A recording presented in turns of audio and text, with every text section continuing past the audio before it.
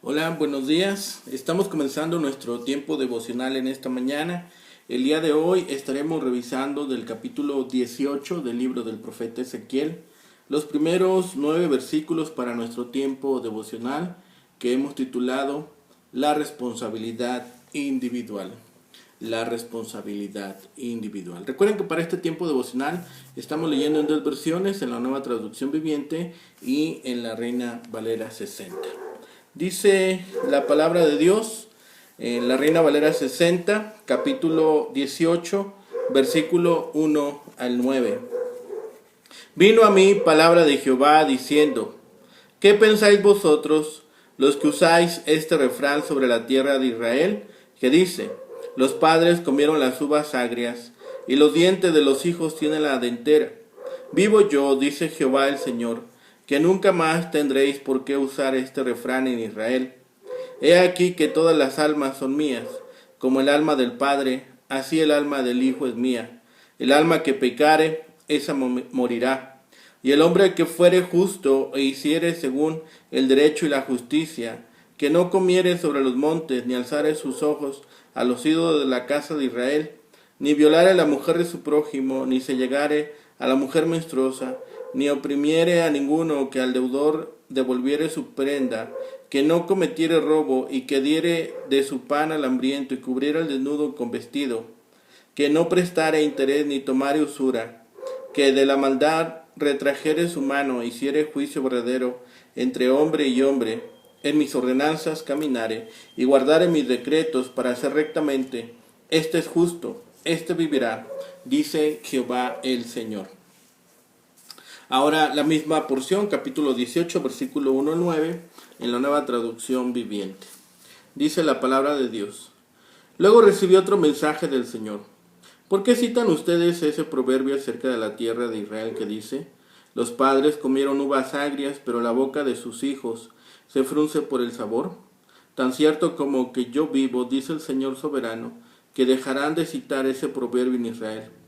Pues todos los seres humanos son míos para juzgar, los padres y los hijos por igual. Esta es mi regla.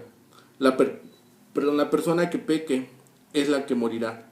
Supongamos que cierto hombre recto y hace lo que es justo y recto, no participa en los banquetes que se ofrecen en los montes ante los ídolos de Israel, ni le rinde culto, no comete adulterio ni tiene relaciones sexuales con una mujer durante su periodo menstrual, es un acreedor compasivo, no se queda con los objetos entregados en garantía por deudores pobres, no le roba a los pobres, más bien les da de comer a los hambrientos y le da ropa a los necesitados.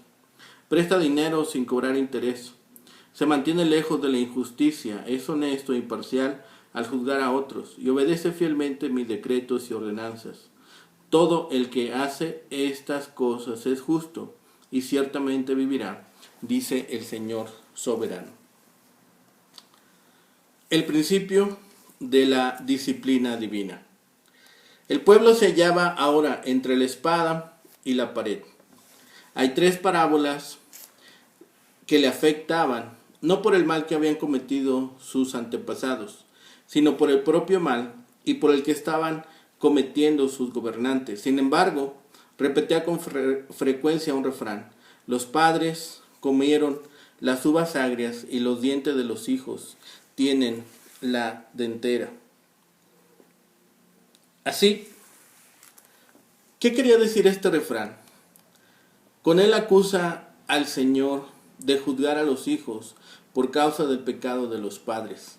Ellos se habían endurecido tanto en cuanto a su propio pecado que no reconocían su culpa. En cambio, culpaban a Dios de castigarlos injustamente. En respuesta a esa idea, el profeta les explica el principio del juicio divino. Cada uno recibe la recompensa justa conforme a su obediencia. La recompensa, entonces, vemos aquí tanto de justos e impíos. El pecador morirá ciertamente por su propio pecado, mas el justo vivirá. Nadie será juzgado por el pecado de su padre. Asimismo, nadie escapará del juicio por causa de la justicia de su padre, sino que cada uno será juzgado conforme a su propio pecado. Ezequiel presenta una serie de ilustraciones aquí para aclarar las dudas que había en la mente del pueblo. El hombre justo cumple con todo lo que Dios ha mandado, por tanto vivirá.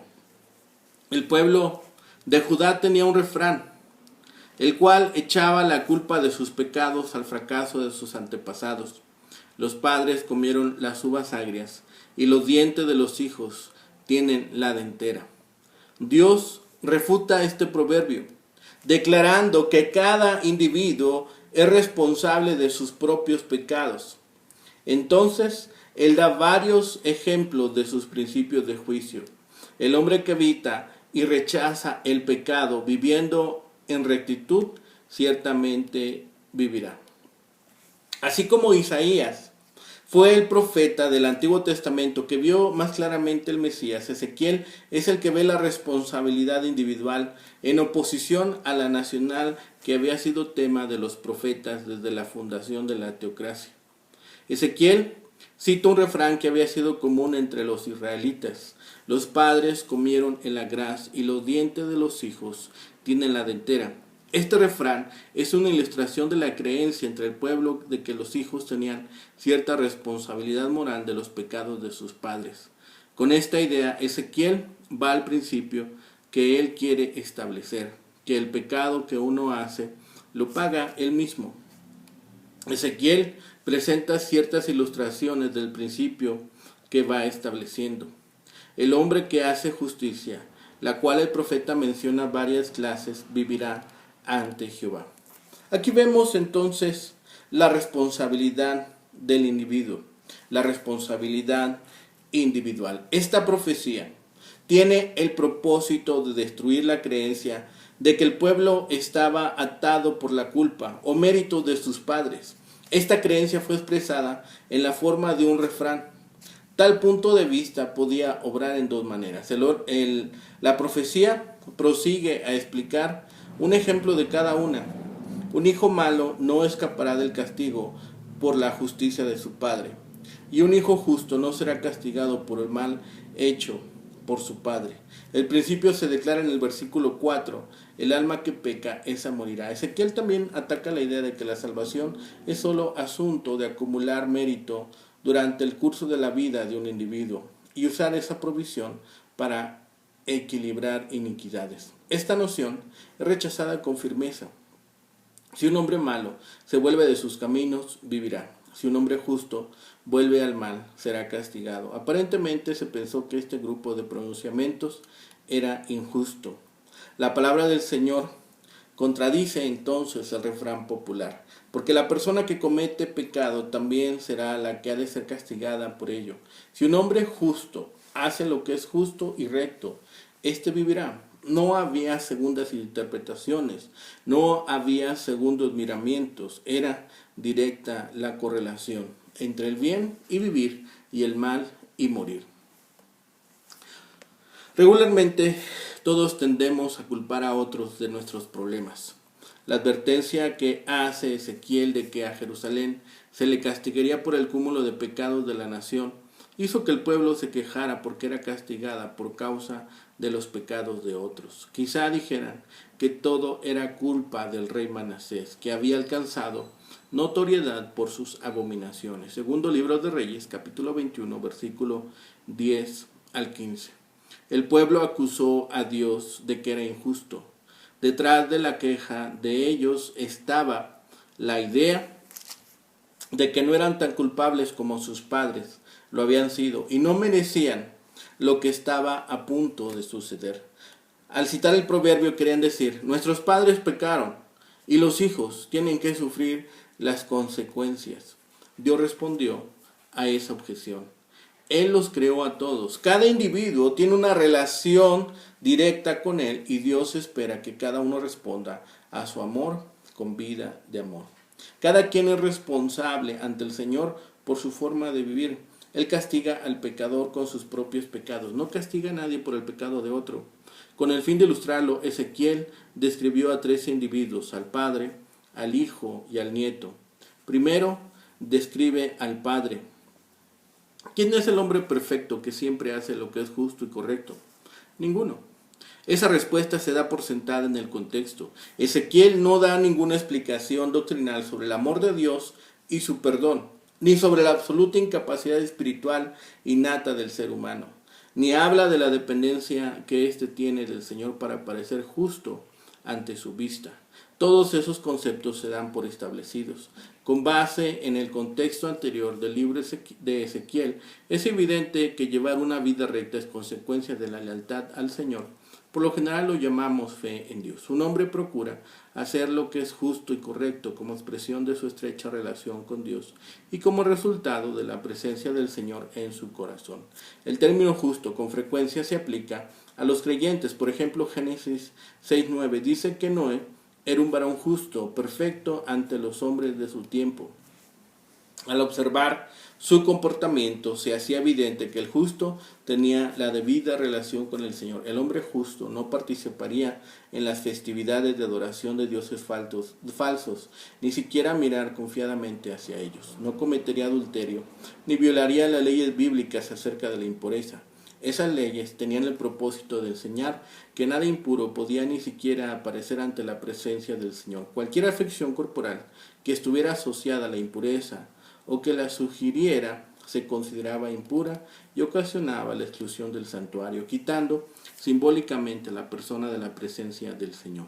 Después de un periodo de impureza ceremonial, se exigía una limpieza para que la persona volviera a la condición anterior. Era pecado retener algún artículo que hubiera entregado en prenda, si éste era necesario para la supervivencia de quien había pedido el préstamo.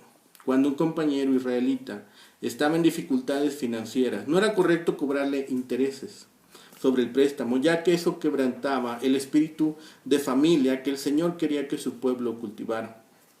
Con esas acciones exteriores hacia las personas que lo rodeaban y hacia la ley de Dios, el hombre demostraba que tenía la debida relación con el Señor. Un hombre que tenga esa actitud vivirá, es decir, su vida continuará con las bendiciones de Dios. Los exiliados en Babilonia se consideraban espiritualmente muertos, separados del templo en Jerusalén. No obstante, Ezequiel les decía que podía tener vida bajo las bendiciones de Dios.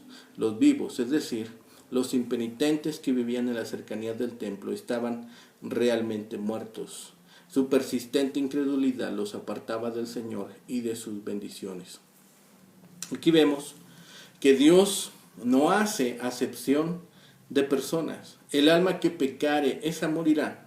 En cuanto a la eternidad, todo hombre era, es y será tratado según su conducta que demuestre que estuvo bajo el antiguo pacto de obras o el nuevo pacto de gracia. Cualquiera sea el sufrimiento externo que sobrevenga a los hombres por los pecados del prójimo, merecen todo lo que sufren por sus propios pecados. El Señor rechaza o anula todo suceso para el bien eterno de los creyentes. Todas las almas están en la mano del gran Creador. Él las tratará con justicia o misericordia. Nadie perecerá por pecados ajenos, si no es en algún sentido digno de muerte por los propios. Todos hemos pecado y nuestra alma debe perderse si Dios nos trata según su santa ley, pero somos invitados a ir a Cristo, a ser perdonados, a ser restaurados, a ser salvos y tener vida eterna. Por eso vemos aquí la responsabilidad individual. Ezequiel se vuelve teólogo. Por lo general es un pastor cargado con el cuidado y la cura de las almas. O es un profeta que declara rectamente los consejos de Dios. Pero aquí se ocupa de doctrina.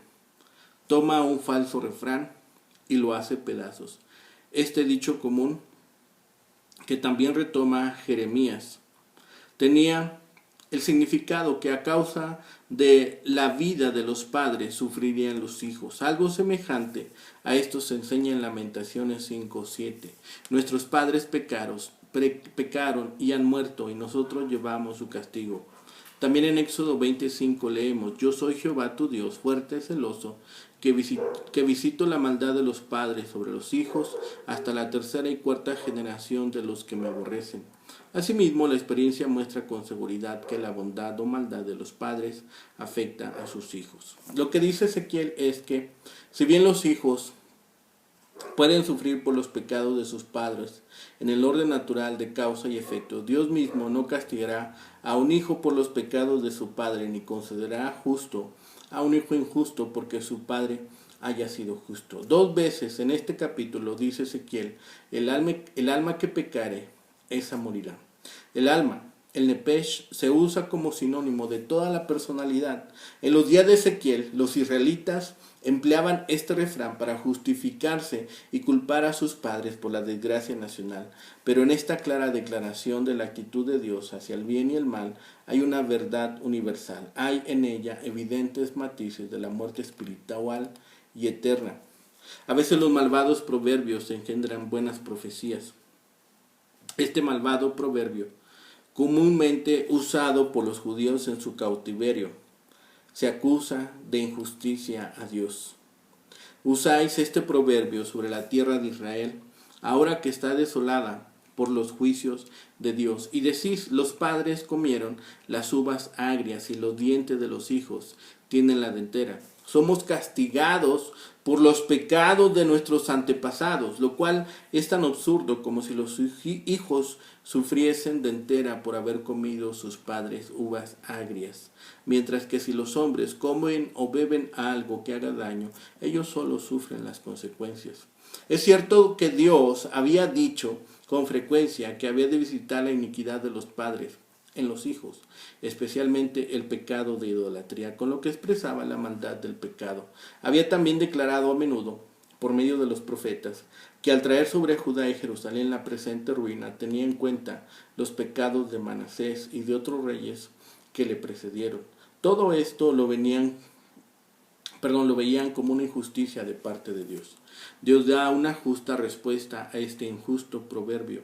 Vuestra propia conciencia os es testigo de que vosotros mismos habéis comido de esas uvas agrias que vuestros padres comieron antes que vosotros. Si no fuese así, no sufrirías ninguna dentera. Dios no castiga a los hijos por los pecados de los padres, a no ser que sigan las pisadas de sus padres y llenen así la medida de su iniquidad. Solo en las calamidades temporales es donde los hijos suelen pasar lo peor a causa de la maldad de sus padres, pero Dios puede hacer que esas calamidades les sirvan de provecho espiritual. En cambio, en cuanto a las miserias espirituales y la condenación eterna, de ninguna forma pagan los hijos por los pecados de los padres. Al dar esta respuesta, Dios declara también su absoluta soberanía sobre cada ser viviente. He aquí que todas las almas son mías, incluso el Padre y el Hijo, que relacionados están físicamente el uno con el otro, son entidades separadas a los ojos de Dios. Por eso, no carga la culpa del Padre sobre el Hijo, ni la del Hijo sobre el Padre. Tiene tal amor por cada alma que ninguna morirá si no es por su propia culpa. El pecado es un acto del alma, el cuerpo es solo un siervo obediente, de suyo, neutral. Por consiguiente, el castigo del pecado es tribulación y angustia sobre toda alma. Si un hombre es justo y obra según el derecho y la justicia, de seguro vivirá, dice el Señor Jehová. Ahora bien, un hombre justo es diligente en guardarse de pecados contra el segundo mandamiento del Decálogo. En esta materia no se come sobre los montes, es decir, no participa de los sacrificios rituales ofrecidos a los ídolos sobre los lugares altos, de pecados que violan el séptimo mandamiento, pues conserva bajo control su sujeción a la razón y a la virtud, los apetitos de la pasión sensual. De pecados contra el octavo mandamiento. No solo no peca por comisión, sino que tampoco peca por omisión. No oprime a nadie ni se aprovecha de la necesidad de nadie, sino que trata a todos con justicia y caridad. En una palabra, obra rectamente en todo. Es auténtico, justo ante los hombres y sobre todo ante Jehová. De aquí la promesa, seguro que vivirá con una vida que se opone a la muerte del pecador. Es este mensaje que vemos aquí, después de que Ezequiel ha hablado con 3 parábolas para convencer a la nación de su pecado, enseguida regresó a hablar con un mensaje directo para hacer que entendieran su culpabilidad. El mensaje del capítulo 18 es parecido al del capítulo 12, porque ambos responden a los refranes que usaba el pueblo para negar que se acercaba el juicio inminente. Todos estos elementos nos llevan a pensar en que Ezequiel presenta 3 casos para probar el principio de responsabilidad personal. En hebreo, cada situación hipotética comienza con supongamos. Los casos son de un hombre justo que hace el bien, un hijo violento de un padre piadoso y el hijo piadoso de un hombre violento. En cada caso, Ezequiel describe las acciones del individuo y su reacción divina. Hoy estamos viendo el caso del hombre justo que hace el bien. Este hombre justo temía a Dios y obedecía a sus leyes con todo el corazón. No era culpable de la idolatría porque no comía sobre los montes. Y tampoco miraba a los ídolos de la casa de Israel. Los montes eran los santuarios en los lugares altos que estaban distribuidos por todo Israel donde se practicaba la idolatría. Ese hombre justo también era cuidadoso de cumplir con todas las partes de la ley relacionadas con sus coterráneos. Él se conservaba moralmente puro, tanto el adulterio como tener relaciones sexuales con mujer menstruosa estaban prohibidos por la ley mosaica. El hombre justo del caso hipotético de Ezequiel fielmente mantenía su pureza sexual. El modelo de israelita de Ezequiel, observante de la ley, también evitaba oprimir a alguno de sus paisanos. No se quedaba con prenda cuando alguien le pedía prestado. Tampoco cometía robo o quitaba por la fuerza cualquier cosa de otro israelita. Más bien hacía lo contrario, daba pan al hambriento y cubría al desnudo con vestido. Su preocupación era encontrar formas de ayudar a otros, no de obtener algo de ellos. Si ese hombre justo prestaba a otro israelita, no cargaba interés, ni trataba de sacar ganancia practicando la usura, que es cargar intereses exorbitantes. La ley prohibía cobrar intereses sobre préstamos a otros israelitas, y ese hombre cumplía la ley con cuidado, anteponía la ley divina a cualquier ganancia financiera. Ese hombre justo también era compasivo, se alejaba de la maldad y hacía juicio verdadero entre hombre y hombre. Fielmente se apegaba a las ordenanzas y estándares más altos de conducta que exigían las leyes divinas para su pueblo del pacto. Dios dijo: este es justo, este vivirá, su vida será librada del juicio y no sufrirá por el pecado de otros. Pero la gran mayoría de los moradores de Jerusalén no eran justos. Por lo tanto, la implicación clara es que serían castigados por sus pecados. Es esta responsabilidad individual en que el capítulo 18 es uno de los más significativos de este libro, desde el punto de vista teológico y doctrinal. Desde esa perspectiva debemos reconocer su relación con el capítulo 33. La enseñanza contenida en estos mensajes puede ser vista como un paso adelante en la revelación. El tema central del capítulo se puede sintetizar en la frase responsabilidad personal o responsabilidad individual. Un concepto para nosotros es claro u obvio desde el punto de vista cristiano, pero no era tan claro para los contemporáneos del profeta. Recordemos que en el antiguo cercano oriente, y no solo en Israel, el concepto de personalidad corporativa era aceptado y muy fuerte. ¿Qué significaba eso? Podemos decir que el enfoque general del hombre en la Biblia es por el ser humano en unión y solidaridad con los demás individuos. Anticipamos que esa concepción no era privativa de la mentalidad de Israel. De hecho, se encontraba en otras culturas, sobre todo en las antiguas y más o menos primitivas. Evidentemente, en condiciones físicas difíciles y hostiles, afrontadas con pocos medios, el individuo aislado perecía rápidamente. Nadie podía vivir aislado, por ejemplo, en un desierto que era el ambiente natural del hombre que vivió en el antiguo cercano oriente. Para la propia supervivencia personal era necesario pertenecer a un grupo humano que sirviera de defensa y protección. No era una opción, se trataba de una necesidad elemental. En esa mentalidad, lo que hace o que ocurre a un miembro tiene repercusiones en los demás, como si fuera algo propio. El destino común es también destino de cada uno. En este contexto, se debe entender la frase de que los hijos cargan con la iniquidad de los padres hasta la tercera y cuarta generación. Claro que eso terminó pareciendo injusto a medida de que fue desarrollándose la sociedad, pero se conservó durante mucho tiempo como pauta o modelo y quedó finalmente como un sustrato mental. Eso explica parcialmente el uso del proverbio refrán que se cita en el versículo 2, al que hace también referencia a Jeremías, como hemos dicho. Al mismo tiempo, debemos tener presente una característica del ser humano desde sus orígenes, y es el deseo de deshacerse de la culpa o responsabilidad de lo que estaban viviendo. La combinación de los dos elementos mencionados lleva al concepto que se aceptaba en ese tiempo, que su generación estaba pagando las culpas de sus antepasados, a saber, estaban ellos ahora sufriendo de esta esclavitud. Esta era, y es una enseñanza muy peligrosa y perniciosa, pues necesariamente lleva a una actitud de fatalismo y a la falta de asumir la responsabilidad propia. A pesar de las diferencias cronológicas y geográficas, en nuestra América Latina es común esta misma actitud. Cada generación, tanto de líderes políticos como de religiosos, suele descargar la responsabilidad sobre los que les antecedieron, de manera que nadie asume su responsabilidad. Es justamente contra esta actitud que se enfrentó el profeta.